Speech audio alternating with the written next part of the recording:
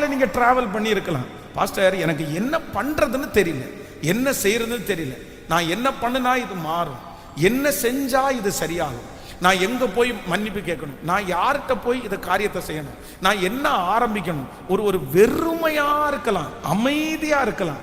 ஆனா ஆண்டவர் என்ன சொல்றாரு அப்படின்னு சொன்னா, நீங்க எதுவுமே அந்த நேரத்தில் செய்ய வேண்டியது இல்லை. நீங்கள் அமர்ந்திருந்து நானே தேவன் என்று அறிந்து கொள்ளுங்கள்.